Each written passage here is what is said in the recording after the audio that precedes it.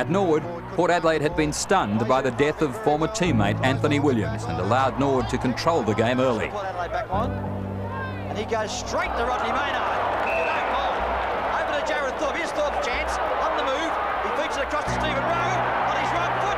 He swings around and kicks it. A top goal by Stephen. We were so pent up with knowing that we have to win. We have to win.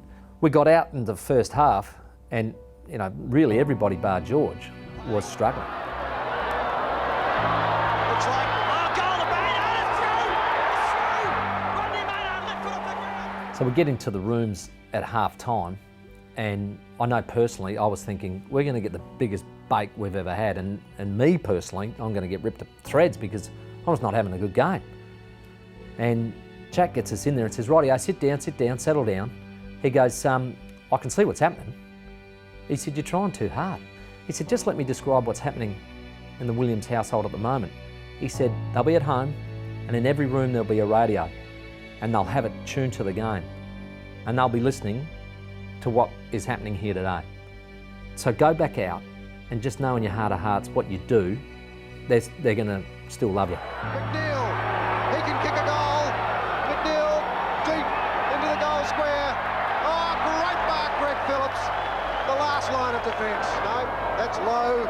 Who's in front? Who is it? It's Dinamo or Brown. Brown is the player.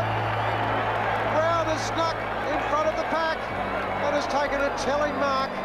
And this is a very important one. Who would have believed that Phelps would kick the ball so poorly, Peter? Obviously Brown did, and he's put it through. What happened was that Port Adelaide came out after that half-time break and being 5 goals down, fought back and won. And I thought it was just one of the most courageous efforts I can ever remember. Kelly leans back, picked up by Justin Scanlon. Handball to Geneva. Richardson chasing. Geneva's got it. He must snap for goal now. He's kicked. And it's a goal! You know, I myself managed to get a couple of goals in the last quarter, which were just, you know, icing on the cake that made me feel like I'd contributed. And then when the siren went, it was just so emotional. And I can sort of remember getting in the rooms and hugging Andy Obst and Roger Delaney. Traditionally, those days we'd always come back to the club after the game, but that day, after that win, we all went back to the Williams house down there at Nova Gardens, and you know, that sticks with me as one of my great memories of what the Port Adelaide club means in terms of family, but also the fact that we played Norwood that day just added a fair bit to that. We get to the house, and I remember seeing Foss and Von. Von was incredibly strong. She was amazing. She grabbed my hand and just said, "God only takes the best, Timmy. That's why he's taken my son."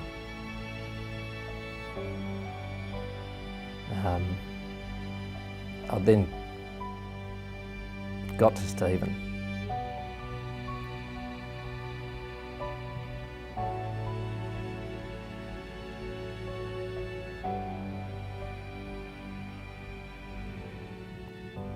Jeez, I didn't think this was going to happen.